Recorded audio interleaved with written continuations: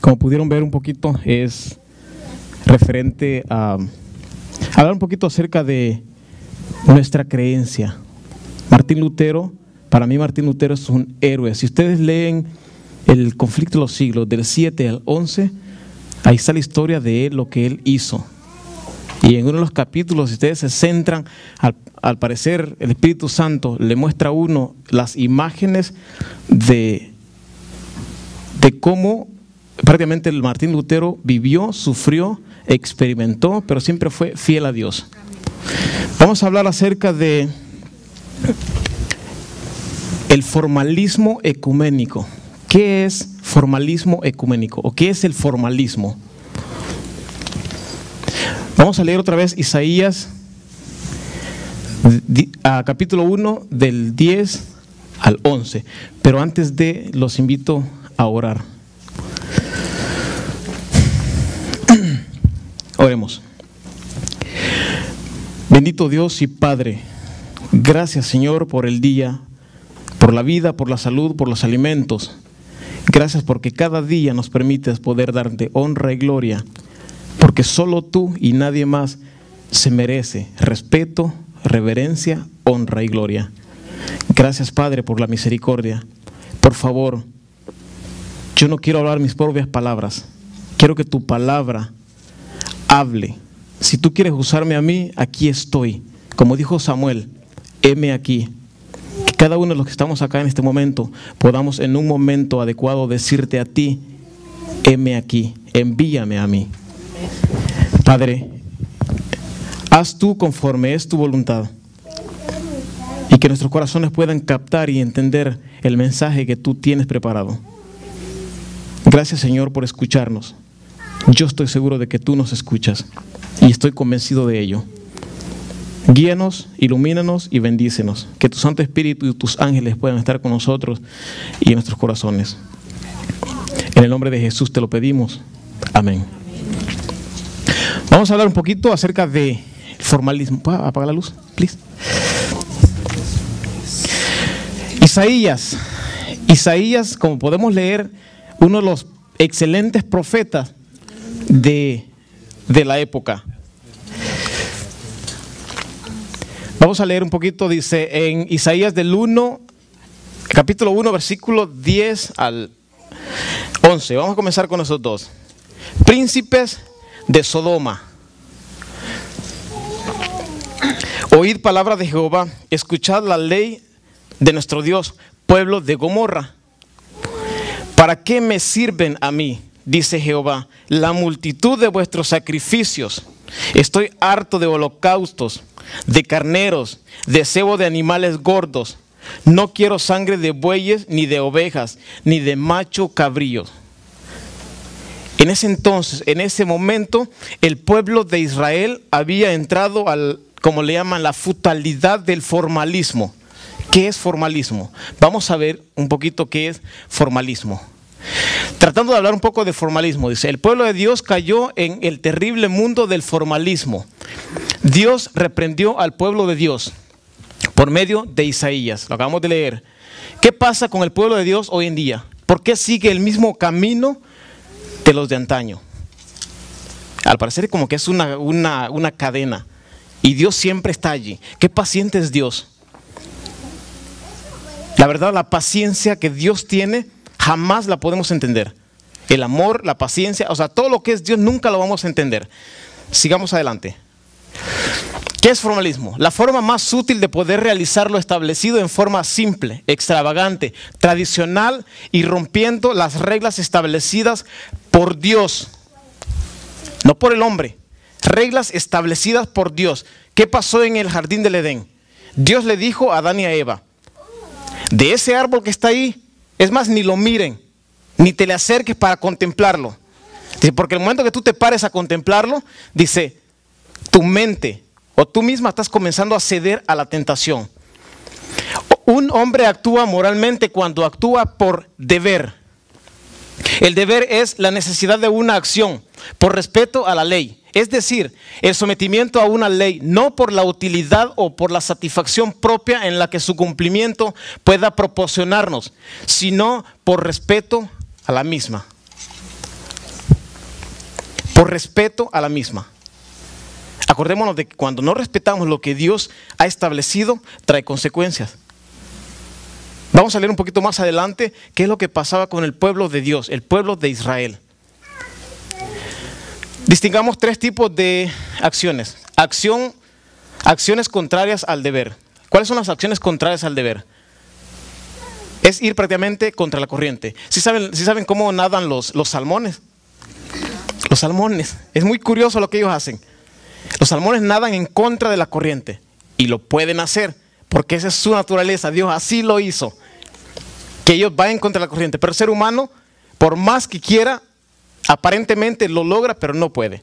Hay consecuencias al respecto. Dice, acciones en contra de lo establecido. ¿Y qué es lo establecido? La palabra de Dios no cambia. Es eterna, nunca cambiará. Desde el principio al fin o es eterno. Dios no puede ser flexible y mucho menos puede cambiar lo que Él dijo.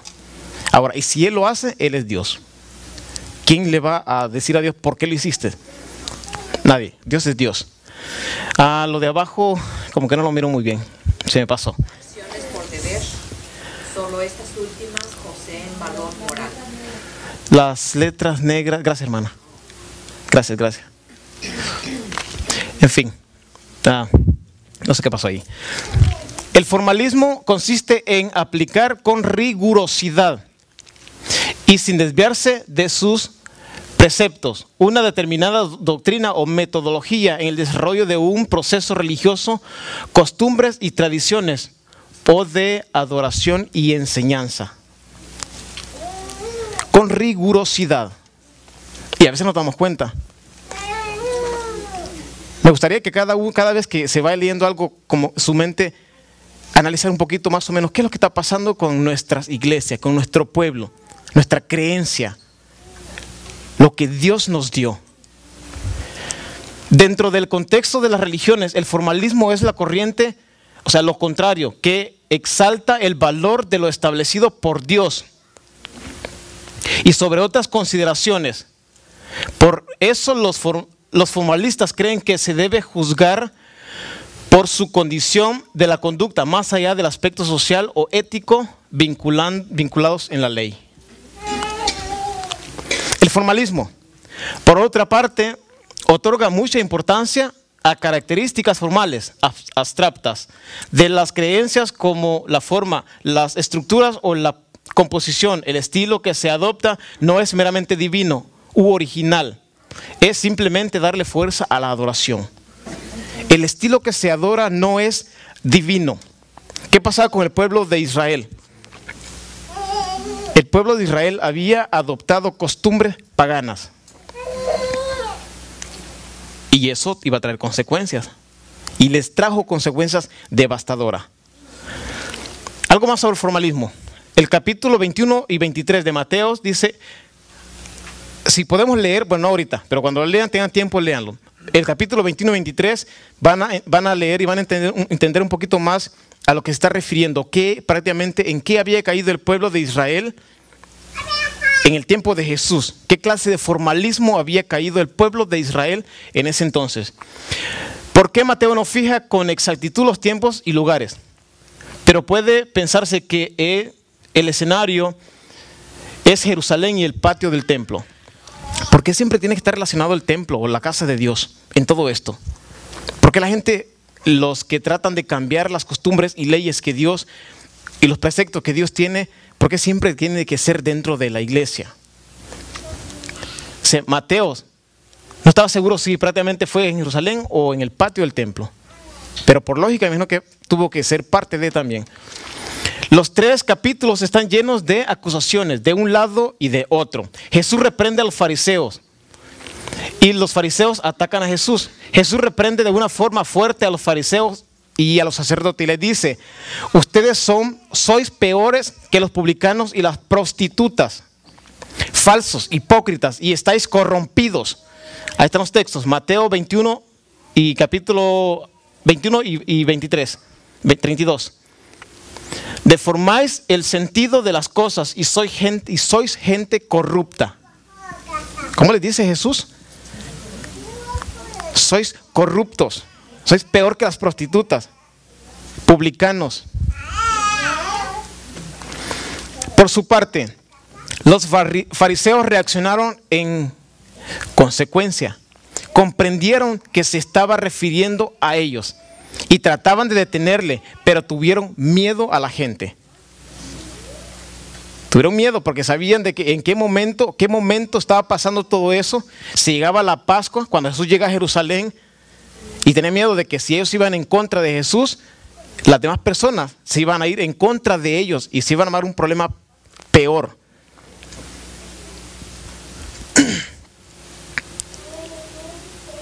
La reacción de ellos sobre Jesús: intentaron desprestigiarle en público mediante preguntas comprometidas acerca de las propias actividades de Jesús y de la religión y de la política. ¿Qué es lo que hicieron? Lo atacaron, lo desprestigiaron, intentaron lo desprestigiaron, por decirlo así, en público.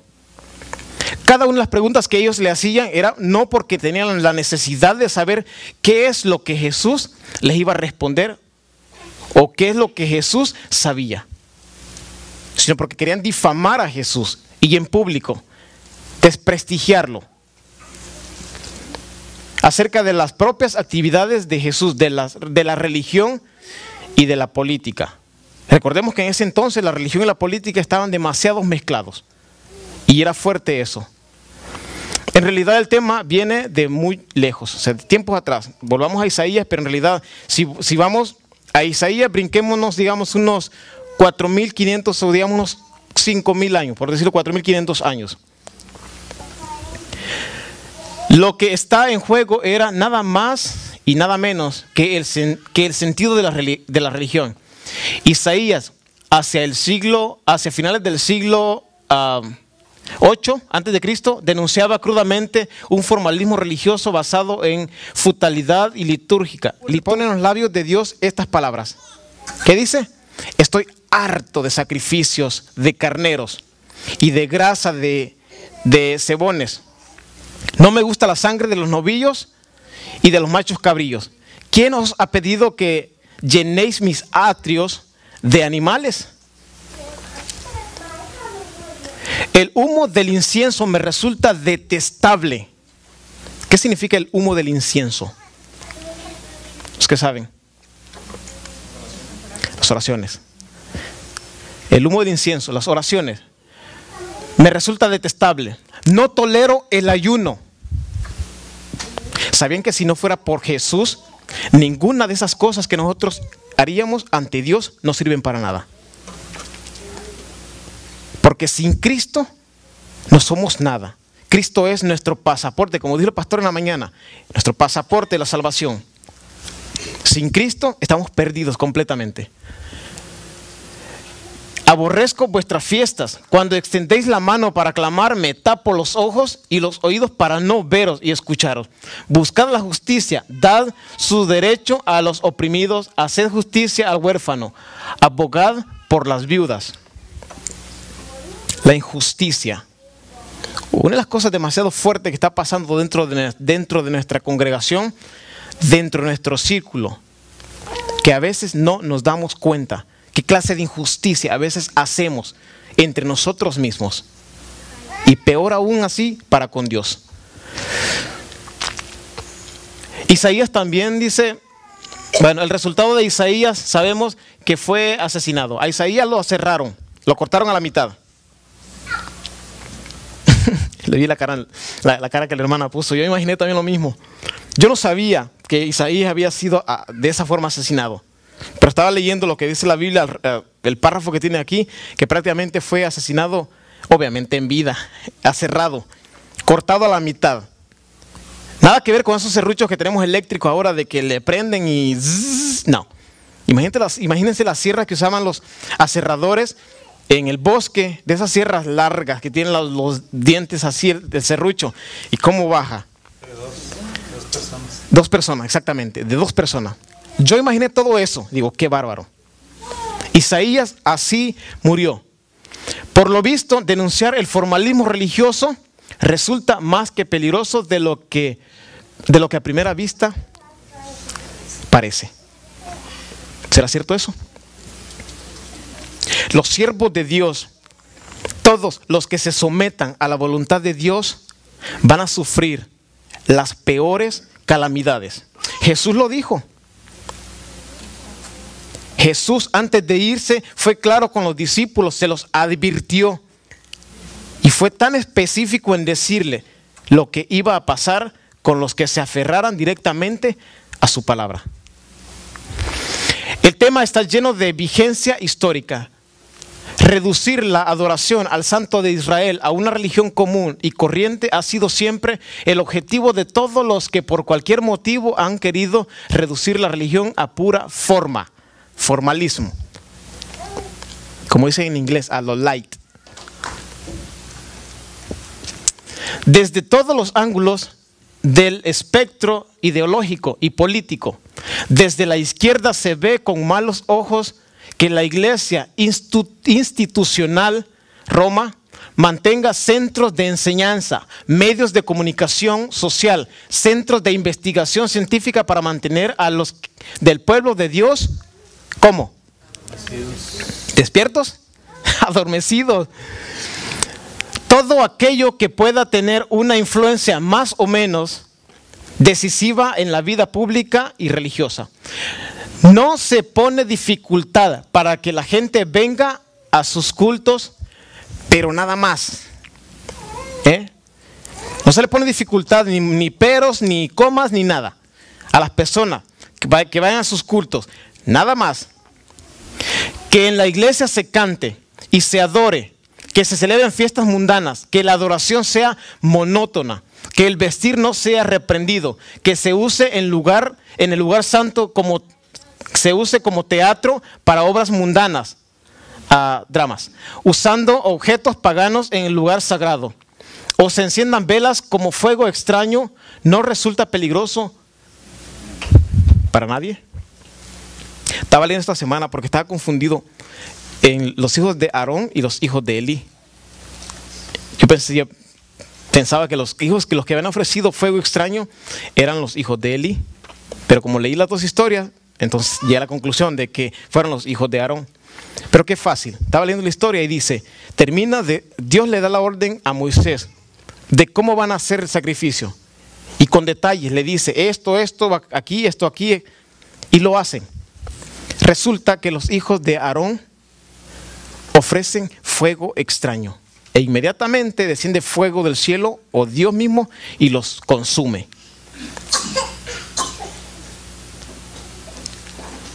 Imagínense ustedes la reacción. Yo me imaginé la reacción que Aarón tuvo en ese instante, como de dolor, coraje, resentimiento, no sé. Me pasaron muchísimas cosas en la mente. Y Dios todavía le dice a Aarón lo que él iba a hacer. Dios le dice a Moisés y Moisés le dice a Aarón lo que él iba a hacer, lo que ellos tenían que hacer. Y luego voy a la historia de Elí. ¿Qué pasa con Elí? Los hijos de Elí. Dice que los hijos de Elí estaban corruptos. Abusaban de las mujeres y hacían tantas cosas con el pueblo. ¿Y qué pasaba? Elí callaba. Elí prácticamente, él dice que el que calla otorga. O dice, hechor y consentidor pena igual. ¿Ok? Y es muy cierto. Elí calló y nunca los reprendía. ¿Qué pasa cuando Dios le habla a Samuel? Primera, segunda y tercera vez Dios le habla y le dice, lo que te voy a decir, le dice, cualquier persona que lo escuche, sus oídos pueden reventarse, porque no es nada fácil lo que voy a decirte. Samuel era un niño que tenía digamos unos 12 años, más o menos. Le dice que la casa de Elí iba a ser destruida, porque Elí ha visto y siempre ha estado prácticamente apoyando a la corrupción que sus hijos han estado haciendo en su casa, en el templo y con el pueblo. ¿Qué resulta? Se van a la guerra, los matan, le llega la noticia a Elí. Dice que Elí estaba como en la segunda planta, como en el techo. Me imagino que es un techo como de barro. Estaba sentado en su silla. Y cuando ve al mensajero que viene corriendo cansado hacia él, le pregunta qué pasa. Y le cuenta la historia. Los filisteos nos atacaron, dice, y murieron todos, y solo yo escapé. y en esos todos iban tus 2 hijos. ¿Qué pasa con Elí? Se cae y prácticamente se desnuca. Cayó de espalda y murió. Terrible consecuencia, ¿verdad?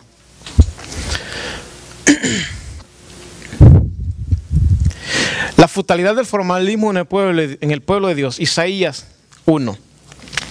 Oíd cielos, escuchar tierra. ¿Por qué? Porque habla Jehová.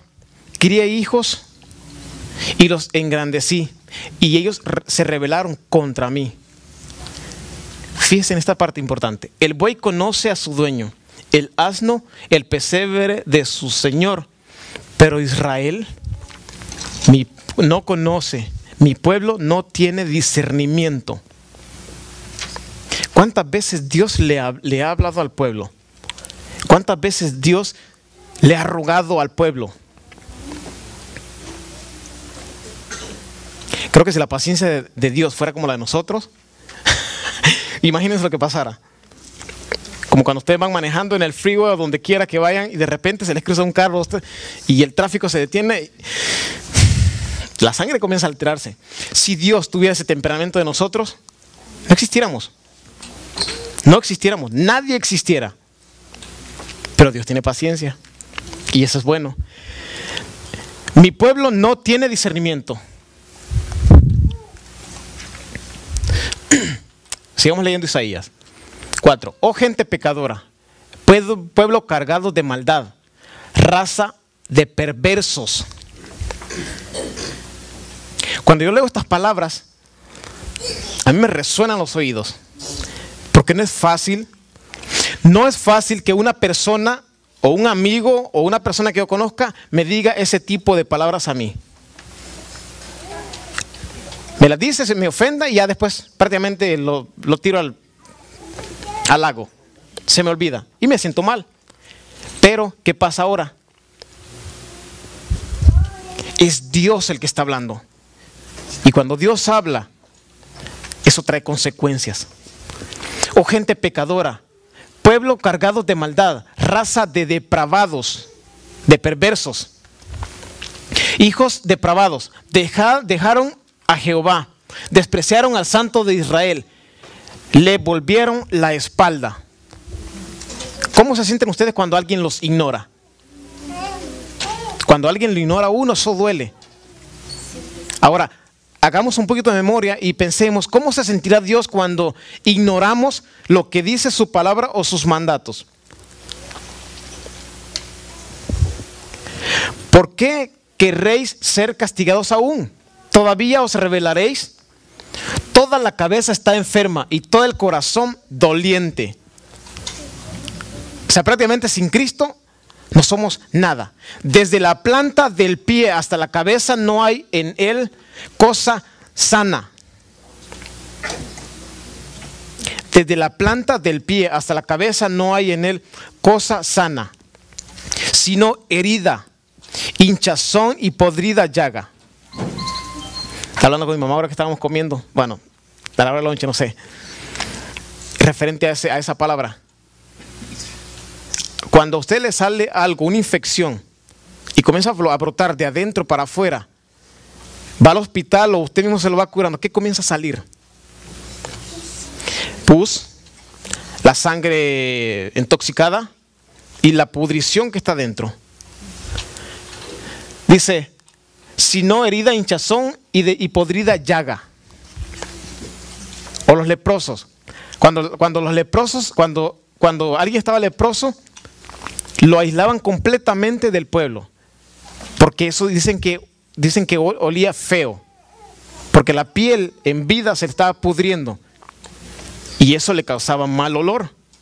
Entonces no podía, aparte que era contagioso, no podía estar dentro de las personas sanas. Pero, ¿qué es lo que dice Dios? Las personas que no obedecemos. Dice hinchazón y podrida llaga. No están curados ni vendados. Curarnos con aceite. Cristo, Dios. Cristo derramó su sangre en la cruz del Calvario para que nosotros tengamos esta oportunidad. Apocalipsis 3. Porque decís, yo soy rico y me he engrandecido y de ninguna cosa tengo necesidad. Y no sabes que eres un desventurado, miserable, pobre, ciego y desnudo. Son palabras fuertes. El pueblo que aparentaba servir a Dios, la forma en que Israel se portó con Dios demandaba esas palabras.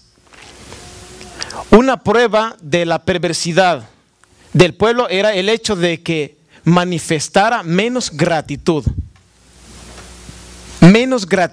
hacia Dios, hacia la persona que prácticamente le daba todo. Es como que nosotros le mostremos a Dios lo peor, lo último, el menos agradecimiento por todo lo que nos da.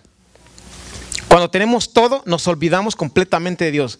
O aparentamos y decimos que no nos hemos olvidado de Dios. Cuando las cosas comienzan a suceder y Dios comienza a actuar en nosotros, entonces comenzamos a clamar a Dios. Y qué interesante todo eso. Dios siempre está allí. Pero cuando Dios comenzaba a actuar, después de haberle advertido las consecuencias, el pueblo entendía. Muy a fuerza, pero el pueblo entendía. ¿Por qué esperar entender a fuerzas? El masoquismo a veces es demasiado grande y lo practicamos. Y el pueblo de Israel estaba en ese estilo. Menos sumisión hacia Dios que los animales del campo manifiestan a su dueño. El primer capítulo de Isaías es una descripción de un pueblo que aparentaba servir a Dios, pero que caminaba por sendas prohibidas. Gobernantes de Sodoma, vuelvo a leer esto. Oíd la palabra de Jehová, escuchad la instrucción de nuestro Dios, pueblo de Gomorra. ¿Por qué me servís? Dice Jehová, la multitud de vuestros sacrificios. Hastiado estoy de holocaustos de carneros y de cebo de animales gordos. No quiero sangre de bueyes, ni de ovejas, ni de macho cabrillo. ¿Para qué? ¿Quién demanda de esto de vuestras manos? Cuando venís a mis atrios, cuando venís a presentaros delante de mí para hollar mis atrios. ¿En qué forma podemos estar ahollando los atrios de Dios? ¿O en qué forma podemos estar en contra de los preceptos divinos aquí en la iglesia?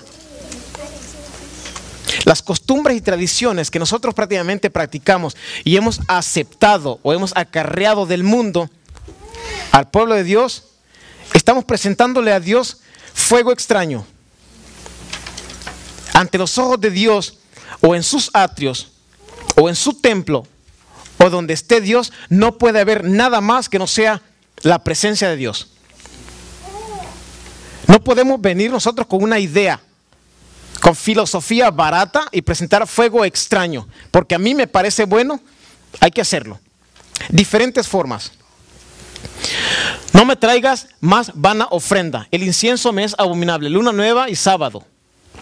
El convocar asambleas, no lo puedo soportar. Son iniquidad vuestras fiestas solemnes. Vuestras lunas nuevas. Ahora Dios nos aconseja. Quitad la iniquidad de vuestras obras de delante de mis ojos. Dejad de hacer lo malo.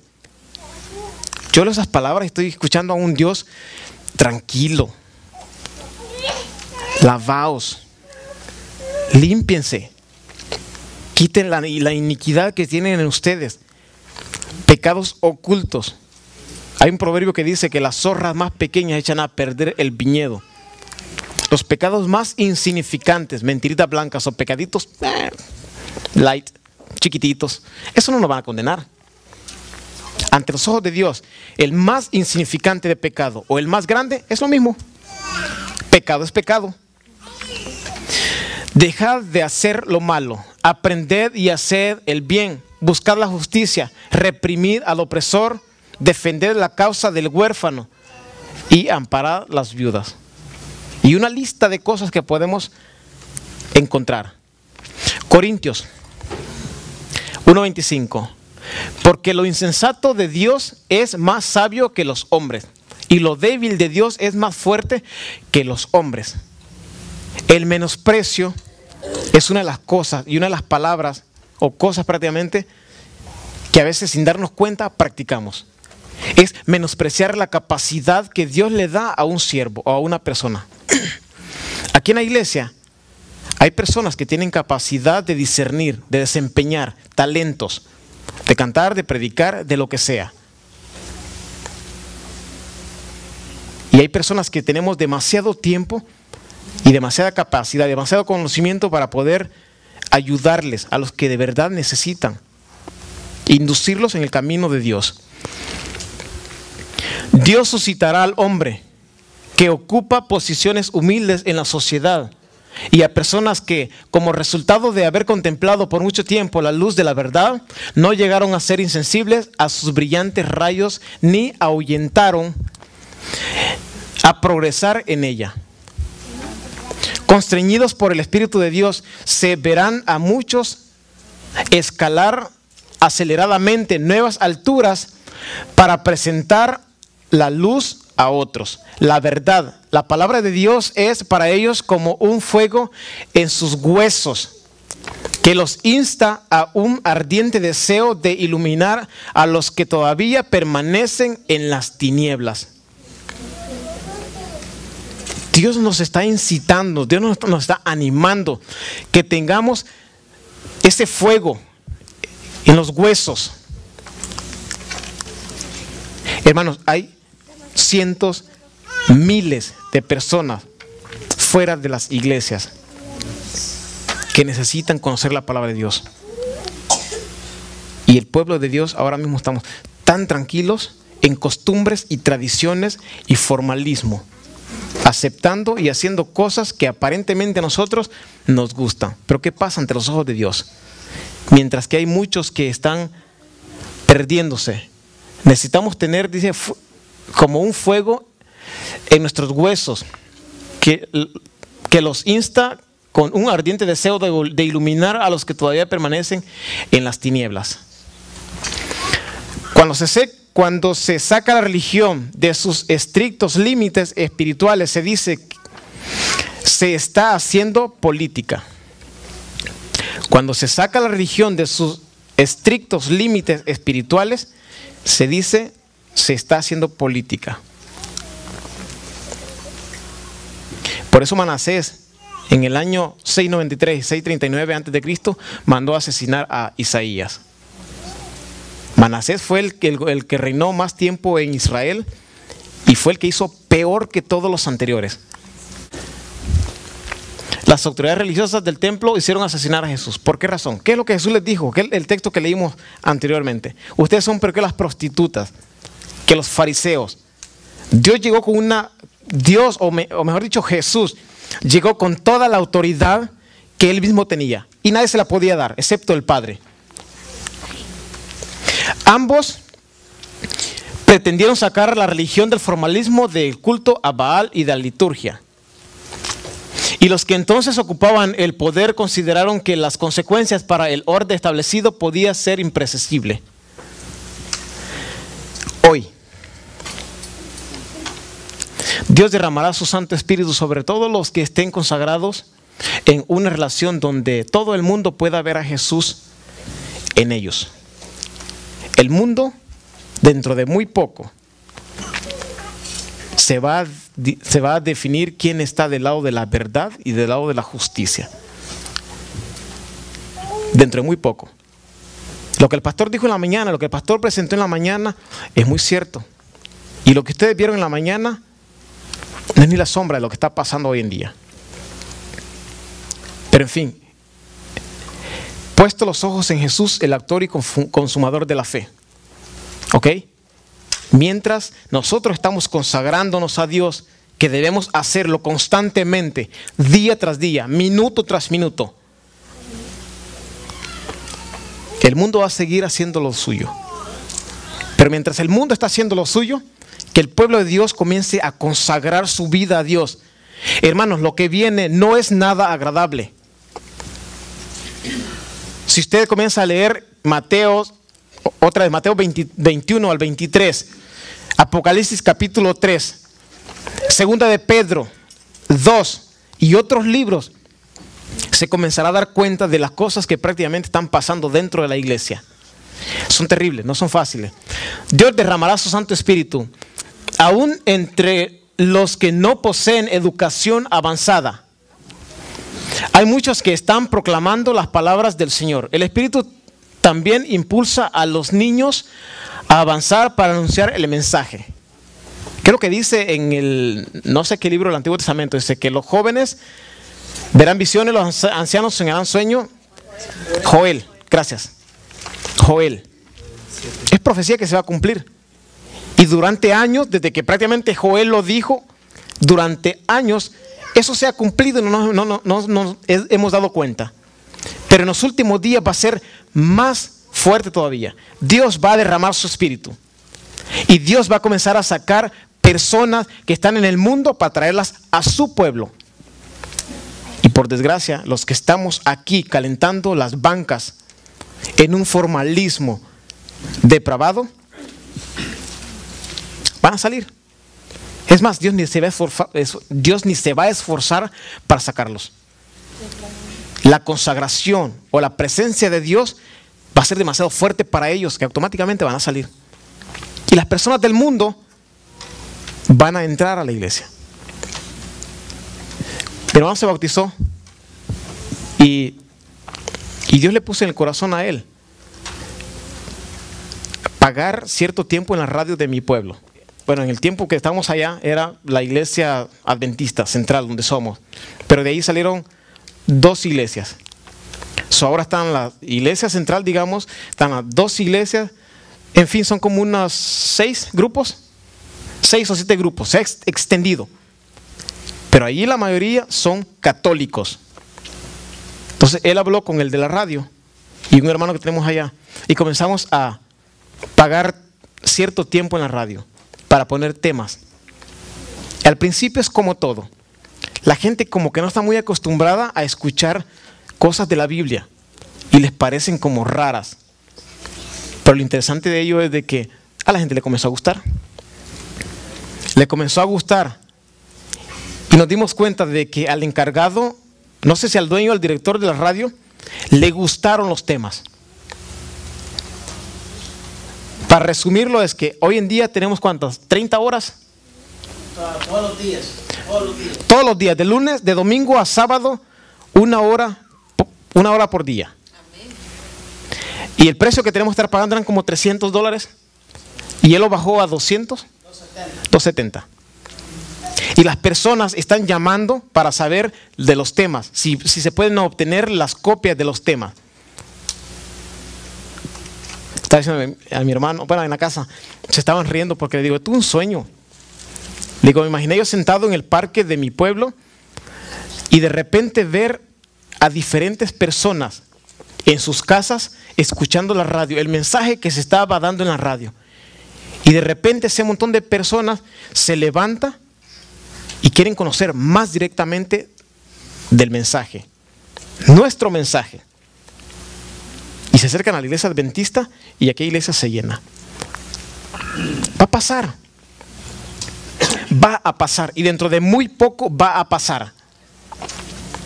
Entonces, mire que nadie le quite su corona. Mantenga su corona. Ahora mismo tenemos la palabra de Dios pura, viva. Y la estamos desperdiciando. ¿Cuántos entre semana no leemos la Biblia? O la leemos a la carrera. Hermanos, el tiempo está para consagrarnos más a Dios y no para estar sentados, como dijo el pastor una mañana, para estar entre el chisme y el IVA y el que te diré y todo eso. Ya no es tiempo para eso. Somos un pueblo de Dios maduro, una persona consagrada que conoce los preceptos de Dios. El Consolador, el Espíritu Santo, se ha derramado sobre los que cedan a sus impulsos y renuncien a todos los sistemas del hombre con sus ataduras formales y métodos cautelosos. Como resultado de proclamar la verdad con el poder del Espíritu Santo, multitudes abrazarán la fe y se unirán al ejército de Dios.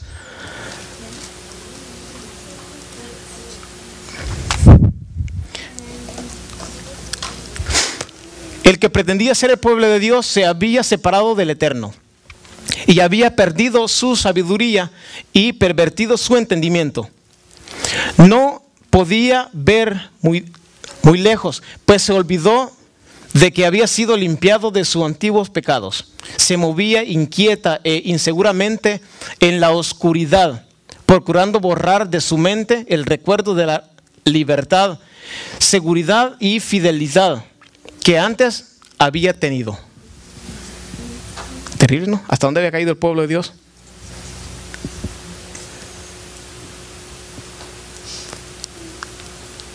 Se hundieron en toda clase de locura, insolentes y temerarias.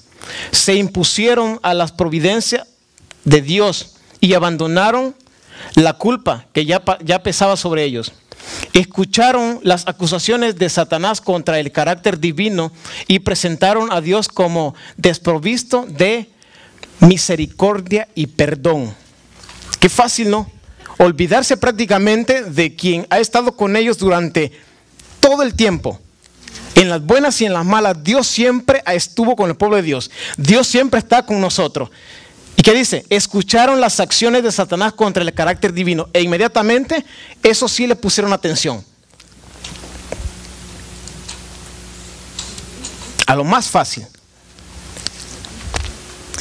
El profeta lo describe diciendo: oh gente pecadora, pueblo cargado de maldad, generación de demonios, hijos depravados, dejaron a Jehová, provocaron a ira al Santo de Israel, se volvieron atrás. Son palabras de Dios.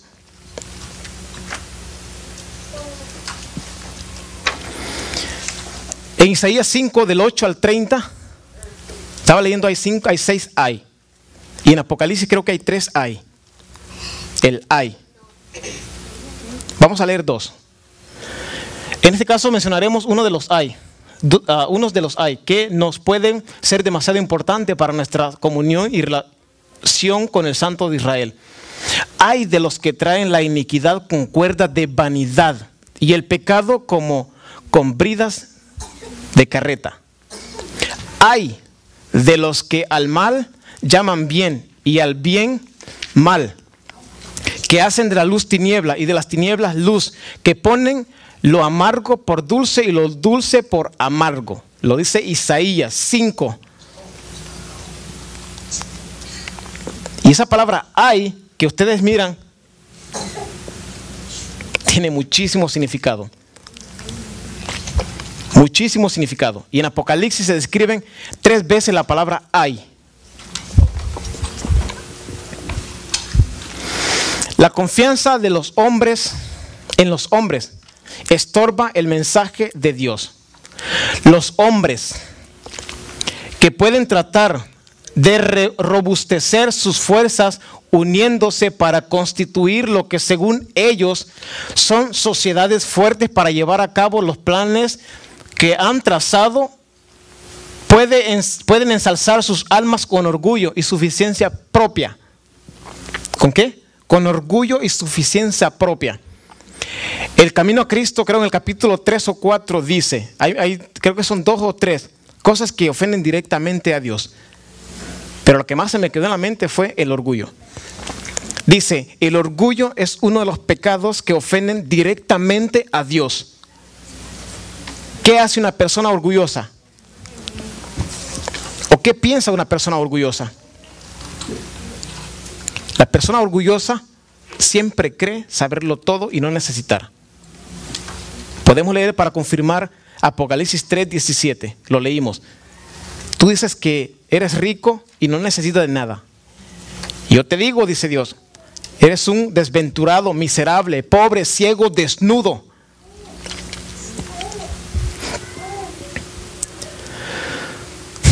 Pueden ensalzar sus almas con orgullo y suficiencia propia, pero aquel que es poderoso en consejo no concuerda con ellos.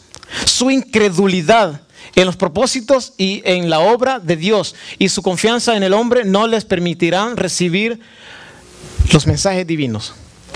Los hombres llaman a lo malo bueno y a lo malo bueno, a fin de exaltar sus propias opiniones. Los que aquí se presentan emplean un razonamiento que no está autorizado por la palabra de Dios. Andan a la luz de las antorchas que ellos mismos encendieron. Mediante sus razonamientos engañosos confunden la distinción que Dios desea que se haga entre lo malo y lo bueno. El día falso Satanás. Una de las cosas principales que va a suceder en los últimos días. ¿Qué es lo que está pasando hoy en día? El mensaje que puso el pastor en la mañana dice, el Papa, el punto principal del Papa que lo está logrando es hacer un solo pueblo. El día de la familia, un día de oración, consagración, etcétera. Un día. Y sabemos perfectamente cuál es ese día. Apocalipsis nos lo dice. Y muchísimas iglesias están metidas en eso. Satanás obra de una manera sutil. Miren lo que dice.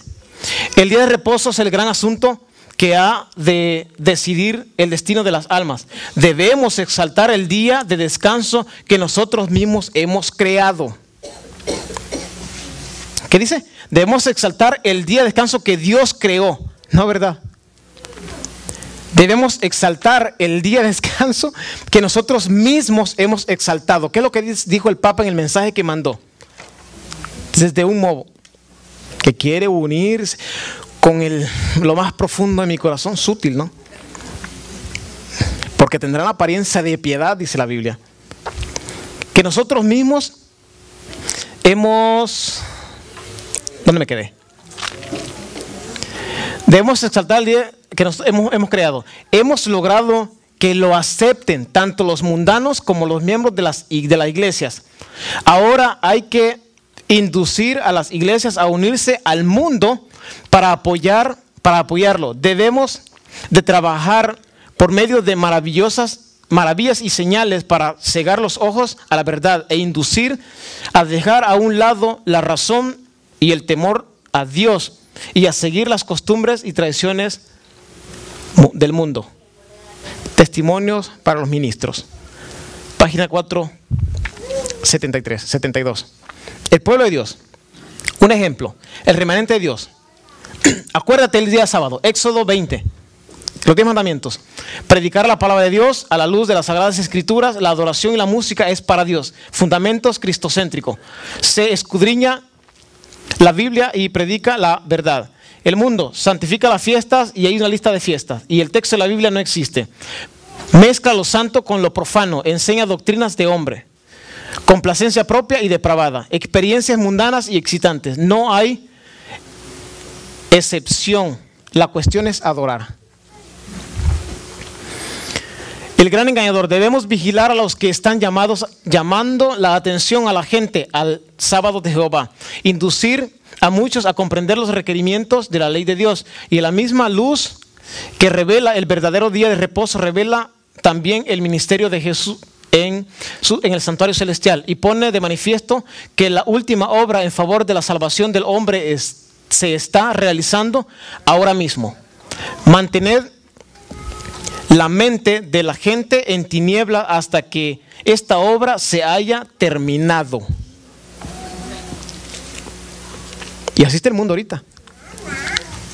¿Qué es lo que hizo Tony Palmer?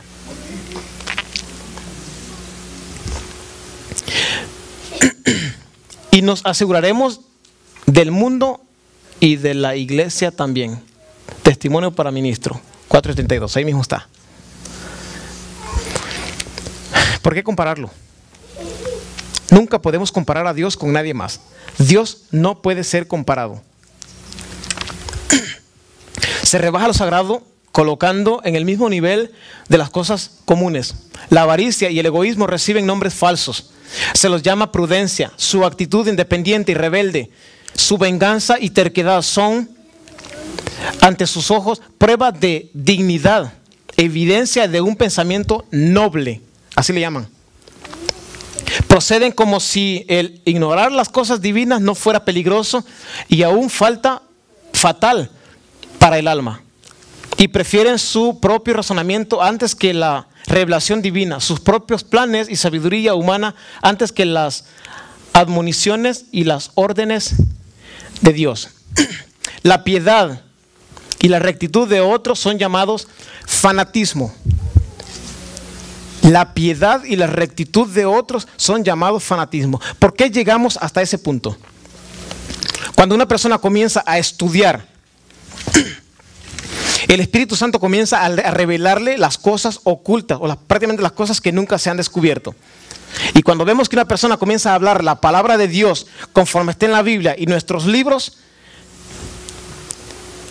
lo llamamos fanatismo, fanáticos, disidentes, rebeldía insolente, entorpecimiento de la mente, etcétera, etcétera, etcétera.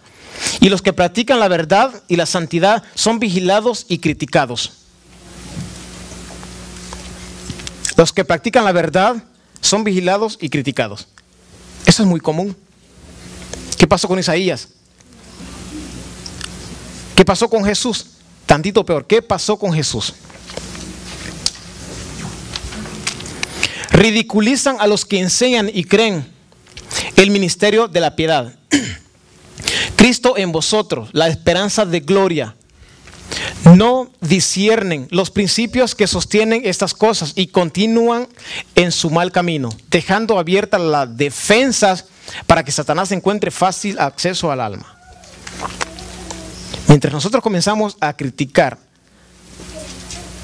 a no estudiar y no orar, le dejamos fácil acceso a la alma, a Satanás, para que pueda entrar a nosotros. Segundo Timoteo 3:5, que tendrán apariencia de piedad pero negarán la eficaz de ello. A estos también evita.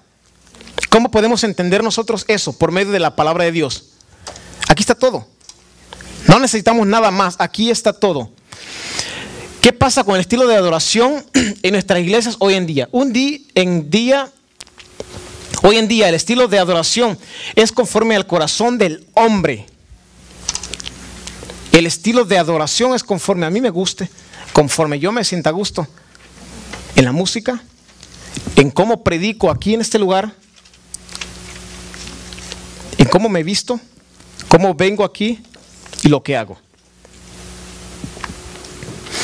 Cada quien se complace en presentar sus propias costumbres y concupiscencias, dejando a un lado la verdadera adoración. Dios manda que seamos luz y no oscuridad, y prediquemos la verdad y solo la verdad. No estamos para contemplarnos a nosotros mismos y a nuestros placeres. Cuando digan paz y tranquilidad, entonces vendrá sobre ellos destrucción repentina. ¿Qué es lo que está pasando en el mundo? Fuera. Y digo el mundo porque estamos trayendo al mundo adentro. Muchos dicen que la iglesia adventista es Babilonia. No, la iglesia adventista no es Babilonia. Pero por desgracia estamos metiendo las costumbres de Babilonia dentro del pueblo de Dios. El pueblo de Dios debe ser total y diferente a los mundanos. Jesús le pidió al Padre que no los quitara del mundo, pero que sí los guardara de lo mundano. ¿Qué sucede con los púlpitos hoy en día?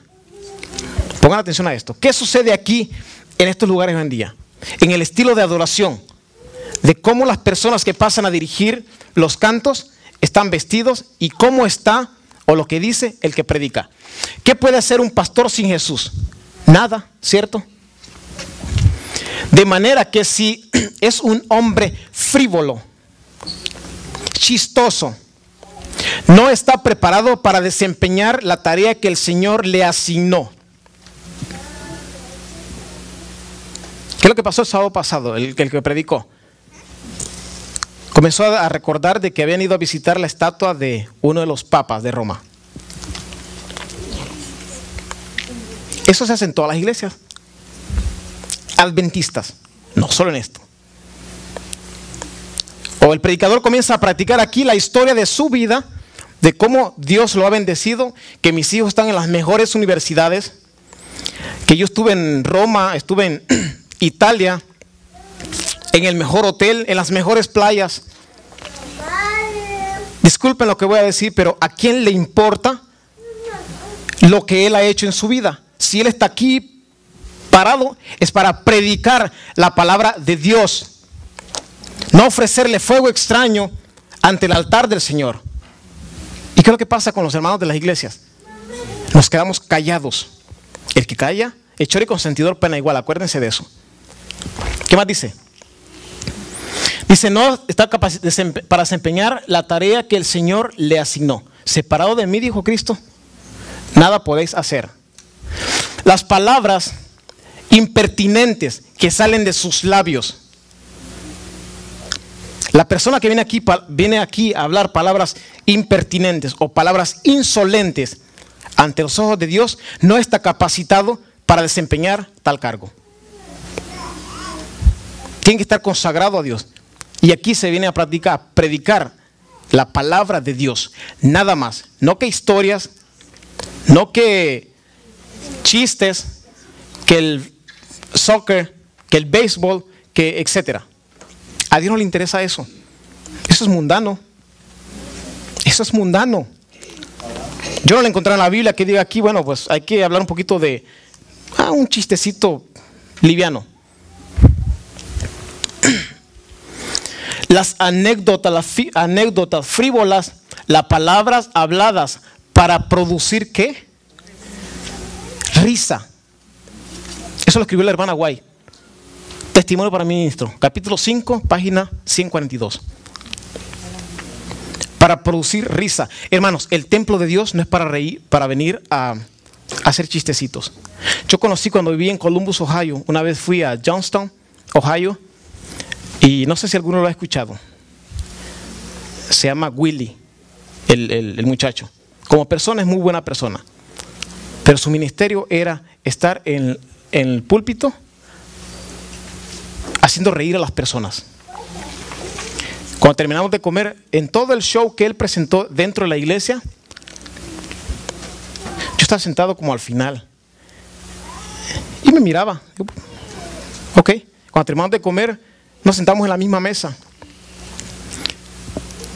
y me dice: ¿tú estudiaste en Montemorelos? No. Igual es su estilo. Su estilo es esto: producir risa, shows, presentar un show en el templo de Dios. Es prácticamente ofrecer fuego extraño en el altar del Señor. Son todas condenadas por la palabra de Dios y está totalmente fuera del lugar el púlpito sagrado. Os digo claramente, hermanos, que a menos que los ministros estén convertidos, nuestra iglesia serán enfermizas y estarán al borde de muerte. Dice la hermana White que iglesias enteras se van a perder con todos esos ministros. ¿Será cierto eso? Yo sí lo creo. Yo conozco varias iglesias igual al respecto. Al borde de la muerte. El poder de Dios es el único capaz de cambiar el corazón humano y llenarlo del amor de nuestro Jesús. El poder de Dios es el único que puede corregir y dominar las pasiones y santificar los afectos. Todos los que ministran deben humillar su corazón orgulloso. Esa palabra, orgullo, es terrible. Someter su voluntad a la voluntad de Dios y ocultar su vida en Cristo. No, me equivoqué. Dice ocultar su vida en el yo. Oh, no, ¿verdad? En Cristo, en Dios. Ocultar su vida en Jesús. Solo en Jesús.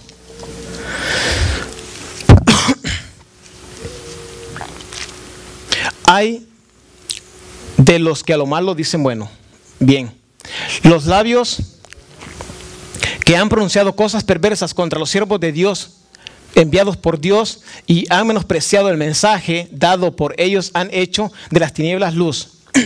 Si en vez de buscar, como hacían los fariseos, algo para condenar, gracias, el mensaje o a los mensajeros, algo de que mofarse o burlarse, hubieran abierto el corazón a los brillantes rayos de luz de justicia, habrían estado ofreciendo una gran alabanza y no fijándose en algo que pudiera interpretar mal o torcer para encontrar faltas en ellos.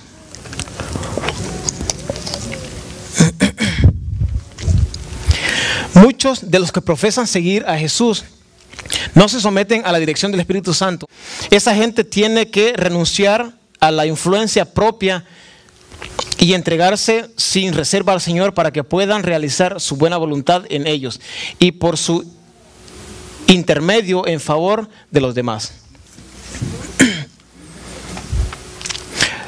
La antiquísima historia del amor de Jesús, repetida por pastores y maestros, con el amor de Jesús en el corazón, tendrán un poder que convencerá y convertirá a las almas. Si el amor y la ternura de Jesús han tocado vuestros corazones, podéis trabajar por vuestros discípulos. Es preciso tener en vista siempre la simplicidad del Evangelio. Con la ayuda de lo alto, continuamente deberíamos mantenernos delante de los miembros de la iglesia. El hecho de que que haya sinceridad de corazón, todos nuestros esfuerzos serán vanos. El cariño, el amor debe verse en cada movimiento de los ministros y consejeros de la iglesia. La fría formalidad debe ser reemplazada por el celo fervoroso y la energía. El amor de Jesús debe llenar de tal manera toda la congregación. ¿Cierto? El amor de Jesús siempre tiene que estar presente. Y tenemos que saber diferenciar lo que es el amor de Jesús con nuestra forma de vivir o nuestro estilo de adoración. Que los miembros de la iglesia lleguen a considerar esto como la educación más elevada. La severidad o la crítica no deben hallar lugar en la iglesia, ni en el estudio diario de las Sagradas Escrituras. Deben ser alejadas completamente del corazón de los ministros y de todos los que desempeñan una parte prominente en la iglesia. Todos los que tenemos cargos. Conservemos puro y santo ante nuestro Dios. No os unáis con yugo desigual con los no creyentes, porque ¿qué compañerismo tiene la rectitud con el desorden?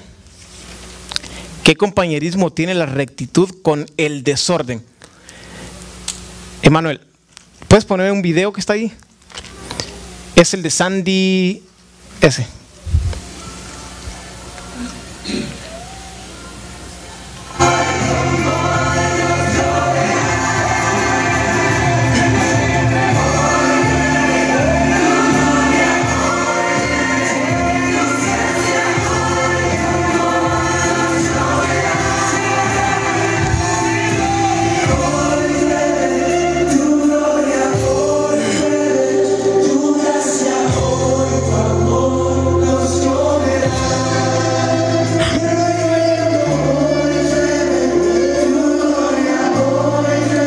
De este hombre, ahorita que termine el video.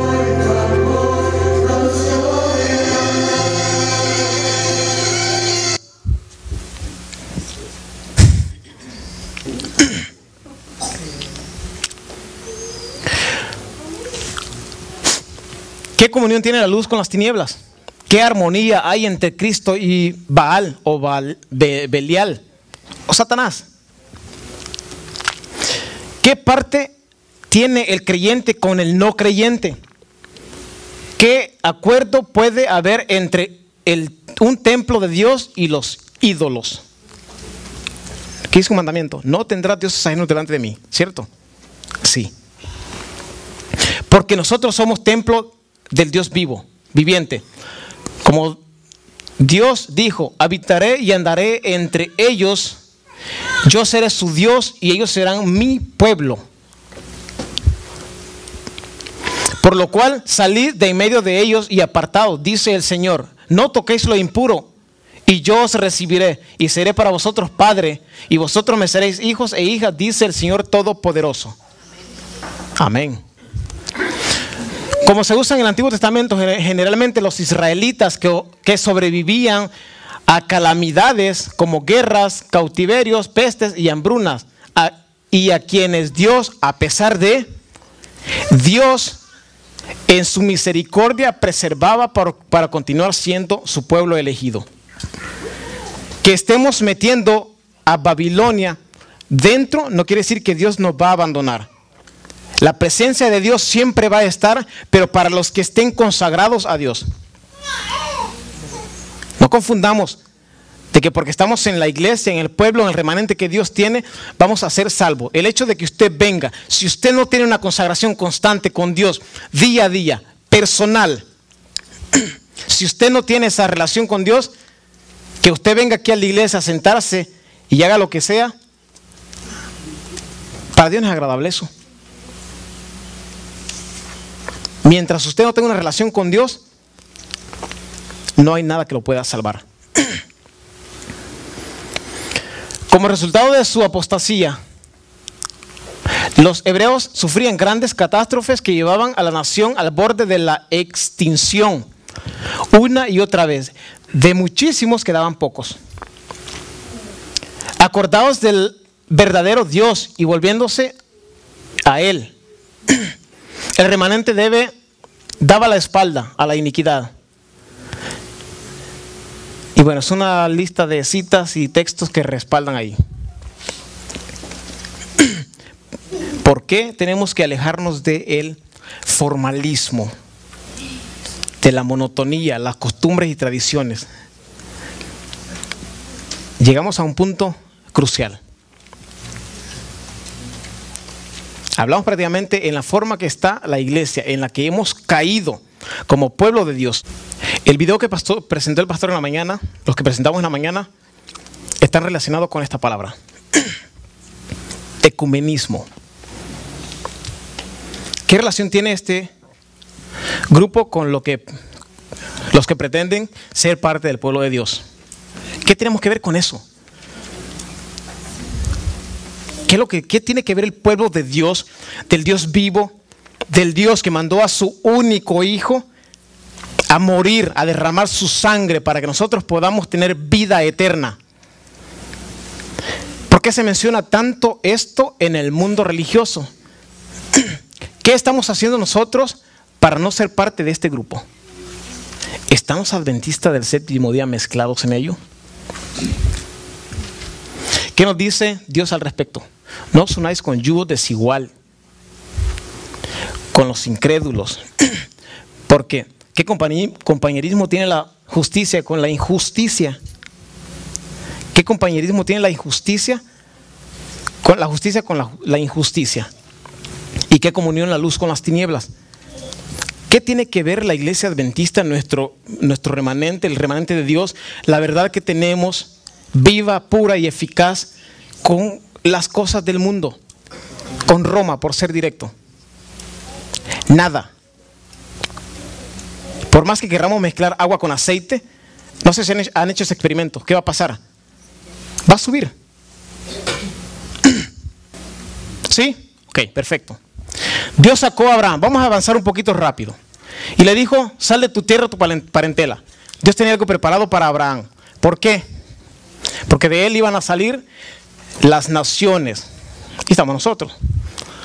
¿Por qué Dios sacó a Abraham? Por lo mejor. Oí otra voz del cielo que decía, salid de ella, pueblo mío, para que no seáis partícipes de sus pecados y para que no recibiráis las plagas que Dios va a derramar. Este fue el comienzo de la iglesia adventista. Los cristianos, y en el tiempo comenzaron a surgir diferentes credos, diferentes religiones. Aquí estamos nosotros. En 1844, el pueblo de Dios prácticamente Dios siempre ha mantenido su llama encendida. Pero al parecer, antes de esto, al parecer, la llama se había apagado. Pero no. Dios en sí le da más fuego a la llama y surge el movimiento y lo que tenemos ahora en día. ¿Qué hace la iglesia adventista en el Concilio Mundial de Religiones? ¿Qué tiene que hacer la iglesia adventista en un concilio mundial de Roma, donde están todas las denominaciones? Ahí va la respuesta a su pregunta. ¿Qué tiene que ver el ecumenismo con la iglesia adventista? Dice, permítame, pastor, voy a terminar de leer esto. Dice, el Concilio Mundial de la Iglesia, se constituyó formalmente 23 de agosto del 48 en Ámsterdam, Holanda. Esta propuesta que diversas organizaciones romanas controladas con el Concilio Mundial de Iglesia es unir a todas las religiones del mundo. Orellana, no hay una. Orellana, le voy a pedir un favor. Dígame. ¿Sí? esta información que tú estás sacando, lo estás sacando del internet, ¿ok? Y no quisiera que confundas a los hermanos. Cualquiera de ellos puede tener acceso a esto. Ok. ¿Ok? Como iglesia, no estamos apoyando el ecumenismo como iglesia. Que se ha ido, que hemos tenido reuniones con el Vaticano, que nuestros líderes han ido y han platicado, es correcto. El 97% de las denominaciones o de las iglesias a nivel mundial están unidas al ecumenismo. ¿Qué es ecumenismo? Se están uniendo a Roma. Unión de iglesias. Uniendo iglesias. Perfecto, gracias por la corrección. Ahí está la website. ¿Cuándo se volvió ecuménica la iglesia adventista? Concilio Mundial de Iglesias. Entre el 40 y el 60, los años. Concilio Mundial de Iglesia. Constituyó formalmente el 23 de agosto de 1948 en Amsterdam, Holanda. Está compuesta de diversas organizaciones, ramas controladas por el Concilio Mundial de Iglesia. La meta del Concilio Mundial de Iglesia es unir a todas las religiones del mundo en una sola. ¿Y qué es lo que dice Apocalipsis? ¿Y qué es lo que dice Daniel?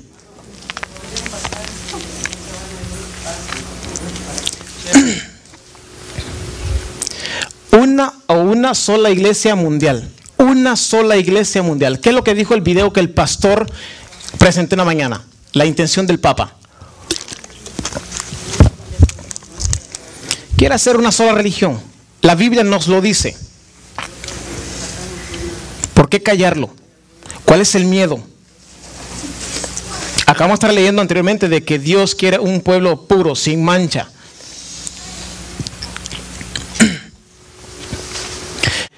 Estos grupos religiosos deben renunciar a las doctrinas mantenidas y que causan diferencias, y que el centro consista en enfocar aquellas creencias que contienen, que sean comunes, que sea lo mismo. Infiltración religiosa. La Iglesia Católica Romana está empeñada en unificar todos los poderes bajo un dominio. ¿Cierto? Eso es mentira. Si leemos Apocalipsis y leemos Daniel, las profecías que nosotros tenemos, ahí lo dice. Por mucha información del internet que sea esta, puede ser, pero la Biblia no es del internet. Apocalipsis y Daniel lo dicen perfectamente. Con el fin de establecer una sola religión y un gobierno mundial. El doctor Rivera indicó que Roma está tratando de organizar una super iglesia mundial, que resulta cuando el catolicismo una a todas las iglesias protestantes bajo su control. Los jesuitas y otros agentes del Vaticano emplearían los movimientos. ¿Saben quiénes son los jesuitas? Cuando Martín Lutero comenzó la reforma, Ignacio de Loyola, no sé si 16 años o 20 años después, comenzó Ignacio Loyola con la contrarreforma. La famosa, los jesuitas, no sé cómo llaman, la caravana de Jesús o algo así le llaman. Compañía de Jesús, gracias. ¿Por qué? Porque sabían de que lo que Lutero lo había hecho. Y todo comenzó cuando Lutero puso las 95 tesis en la iglesia de Wittenberg, algo así se llama la iglesia. Desde entonces comenzó. Ignacio Loyola agarró fuerzas con el apoyo de los demás papas.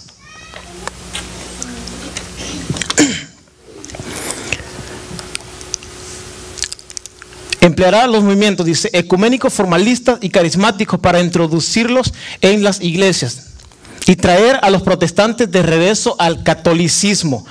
¿Desde cuándo el pueblo de Dios salió de Roma? Desde que Dios creó el universo, Dios siempre ha sido uno. Roma no existía. Cuando Dios sacó a Abraham, Roma no existía. Cuando Jacob peleó con el ángel, Roma no existía. Sabemos perfectamente las fechas cuando Roma comenzó a surgir, pero también sabemos perfectamente cuándo Satanás comenzó a contraatacar lo que Dios ha establecido. ¿Cómo lograría esto? Rivera indica que alrededor del año 1550 los jesuitas comenzaron a infiltrar en cada religión y denominación. Todavía lo hacen, aunque en una forma más sofisticada. ¿Saben la forma cómo lo hacen? Para una persona ser jesuita estudia 15 años. Los últimos años estudian cómo poder meterse a las iglesias. Y llegan de la forma más sutil. Son personas amables. Personas que predican la palabra de Dios. Y si son solteros, tienen que buscar a una joven de la iglesia para casarse. Y una lista de cosas. Él señaló que en el 1949 formó parte de un grupo de espías secretos que se infiltraron en las siguientes iglesias: Episcopal, Iglesia de Dios, Metodista, Luterana, Adventista del Séptimo Día. Por más que el pastor diga que eso es de internet, eso es cierto. Nazarenos, Iglesia, Jesucristo, hermanos, ahí está toda la historia de iglesia. La iglesia adventista, dijo a Robert Falkenberg que él era el presidente de los adventistas en ese tiempo, en el año 62 creo, por ahí está. Nunca ha sido, no sería miembro del Concilio Mundial de Iglesia. A mí no me importa qué evidencia, dice, usted haya impreso. Al contrario, esto es simplemente una fabricación. Esto no es verdad, es una mentira, es una distorsión. Quiero asegurarle que usted entienda esto. Existe un no. No es miembro ni tiene intención de ser miembro. No lo somos y no lo seremos. Espero que ustedes tomen esto como una declaración de una verdad innegable y categórica. Y cualquier cosa que usted reciba impreso, al contrario, rómpalo o tíralo a la basura. Él era el presidente de los adventistas para ese entonces, de la conferencia. ¿Y por qué nos mienten? El que está encargado de la libertad religiosa de los adventistas del Séptimo Día a nivel mundial, Bert Beach,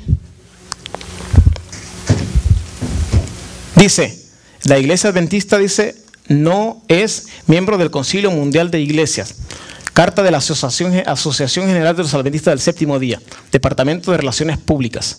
Si la iglesia adventista no es ecuménica, ¿qué están haciendo los representantes en Roma? Él es el representante, él es Ángel. Ustedes pueden ver el video, el testimonio de él. Y el testimonio de él, pastor, no es mentira. Él lo dijo y está en internet. Ángel Rodríguez, y el encargado de libertad religiosa. ¿Qué está haciendo aquí? Y hay muchísimo más. Y toda la información, por desgracia, está en internet. And we had to wait there about an hour before the Pope came. And about every few minutes, some official would stick his head through open the door, stick his head inside and say, well, the Pope is finishing his general audience. He had a general audience with maybe a few thousand people. They have a big auditorium next to St. Peter's Cathedral or Basilica in Rome. And so he, you'll be waiting. Don't get too desperate and waiting for him. And then a few minutes later, another official would come, usually a bishop, saying, well, he has just left the audience chamber. And then a few minutes later, another person would come, or the same one would say, well, he's on his way, and so on. You know, what you could see, there was a building up taking place. So that when the Pope finally shows up, it's been quite an event, you know.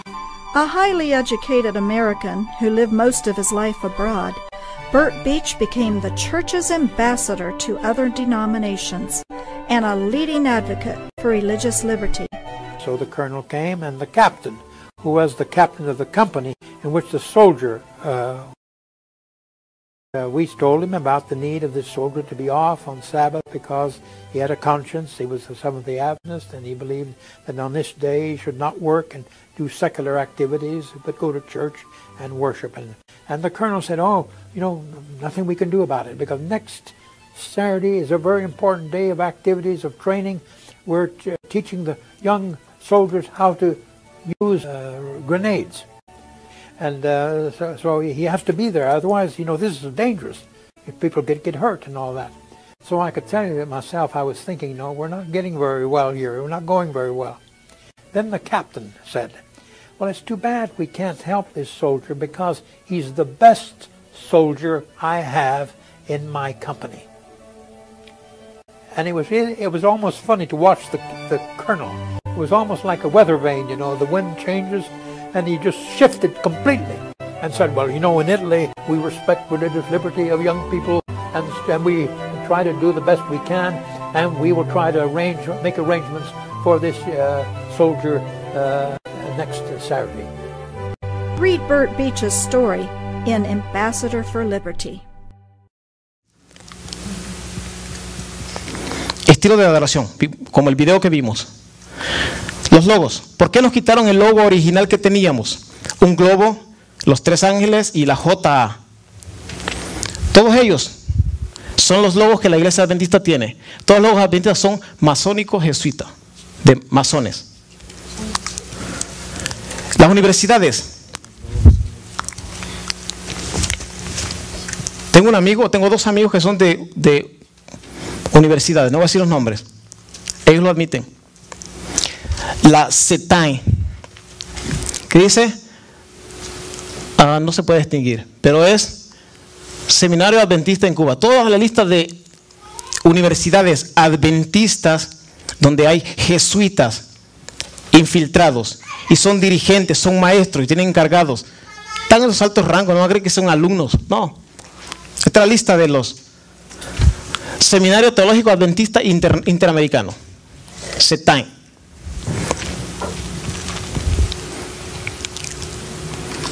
Las universidades. ¿Ves cómo las universidades adventistas están acreditadas e influenciadas por adventistas que son jesuitas?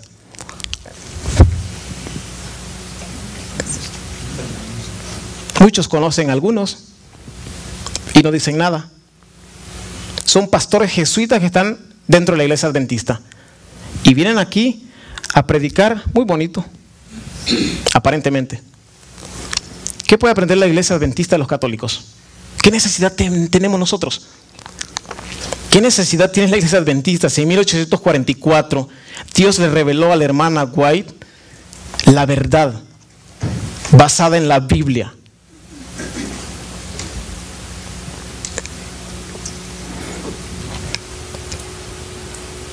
Universidades adventistas.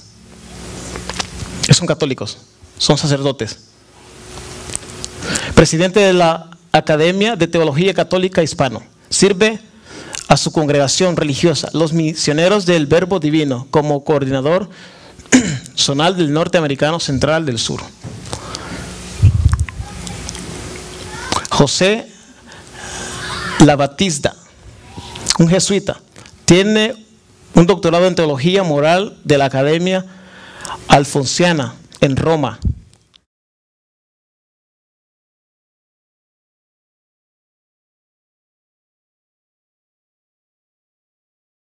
Este que estaba acá. Ese fue mi salón de clases. Y ahora están todos los estudiantes. No se ve bien porque está muy oscuro. Está el director de Fatama. ¿Y sabes quién está sentado acá? El sacerdote católico. No se ve claro por la imagen. Pero aquí he estado sentado. ¿Ves que tiene en la mano una libreta? Está evaluando las clases que se están dando para los estudiantes. ¿Y de los estudiantes católicos quién dice algo? ¿Quién dice esta es mi boca?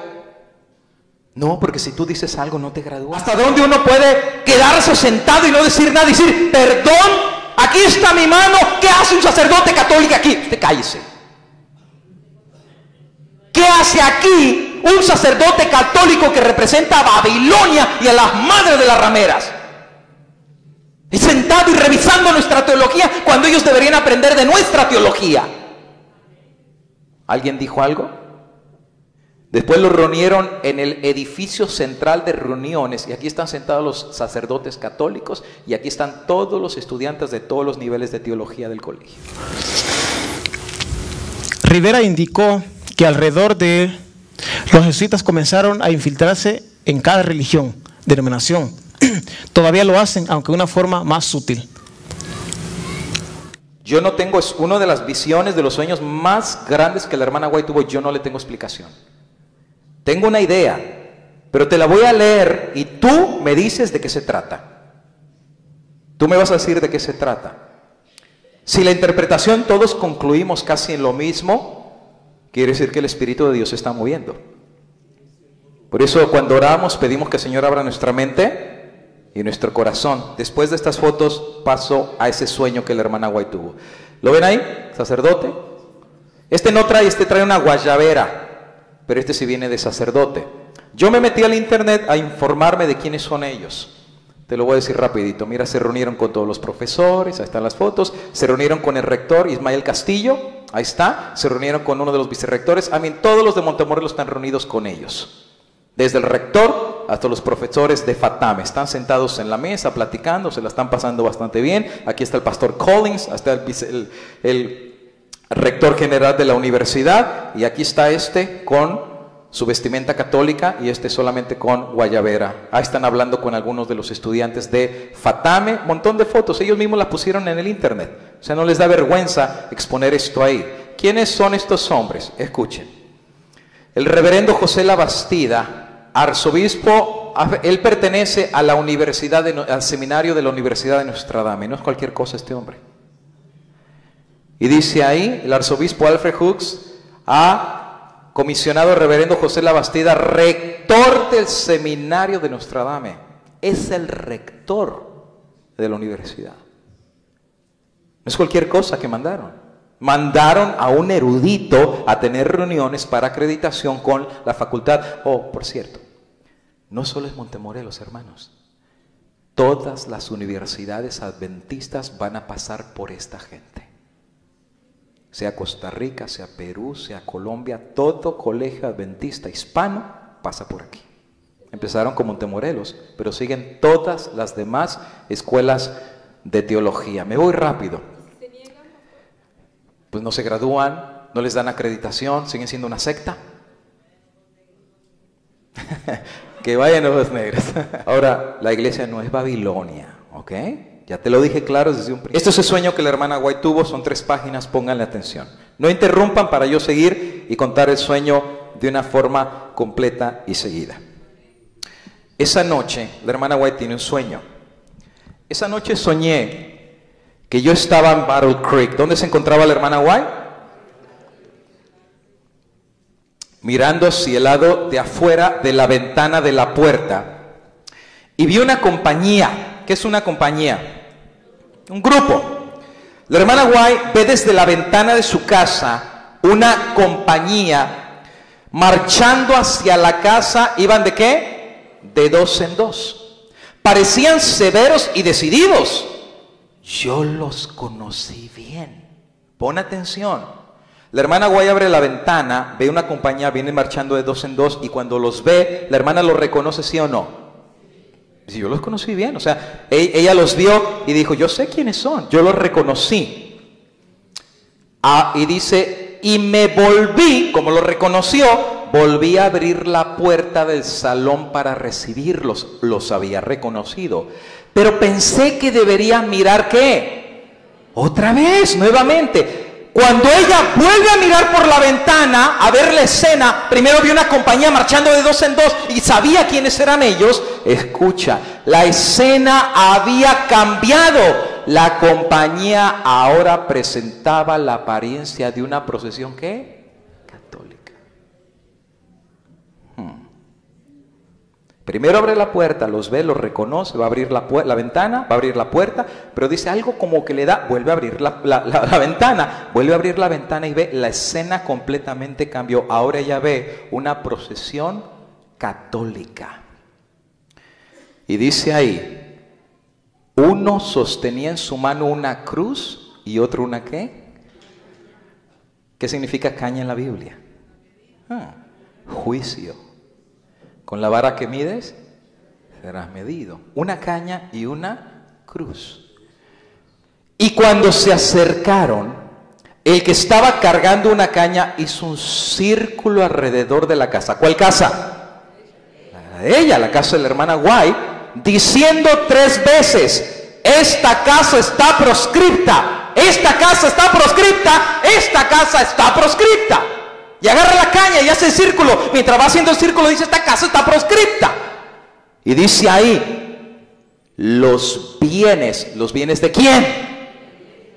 Bienes de ella. Proscripta está marginada, está confiscada. Proscript dice: los bienes deben confiscarse. Ellos han hablado contra nuestra santa orden. ¿Estás poniendo atención? Ahora es una compañía católica y dice: los bienes de esta casa tienen que ser confiscados. ¿Cuáles son esos bienes que les querían confiscar? Sigo leyendo. El terror se apoderó de mí y corrí atravesando la casa, saliendo por la puerta norte, y me encontré en medio de una compañía, algunos de los cuales ¿qué?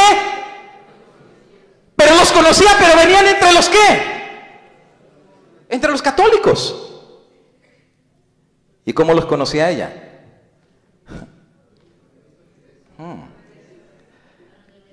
Dice ahí: pero no me atreví a hablarles una palabra a ellos por temor a ser ¿qué? Traicionada. Yo intenté buscar un lugar retirado donde pudiese llorar y orar sin encontrar ojos ávidos e inquisitivos donde quiera me volviese. Frecuentemente repetía: si tan solo pudiera entender esto, si ellos me dijesen lo que he hecho. Yo lloré mucho cuando vi nuestros bienes confiscados. Le quitaron los bienes. Traté de leer simpatía o piedad hacia mí en las miradas de los que estaban en mi alrededor, y me fijé en los semblantes de varios de quienes yo pensaba que me hablarían y me confortarían si no temiesen a ser observados por otros. La hermana lloró, la hermana se afligió, oró, pero tenía miedo de que la traicionaran aquellos que venían. Hice un intento de escapar de la multitud, pero al notar que me estaban vigilando, oculté mis intenciones. Comencé a llorar en voz alta diciendo: si me dijeran tan solo lo que he hecho o lo que he dicho. Mi marido, que estaba durmiendo en una cama en el mismo cuarto, me oyó llorar en voz alta y me despertó. Mi almohada estaba mojada con las lágrimas y una triste depresión de espíritu estaba sobre mí, y la hermana despertó.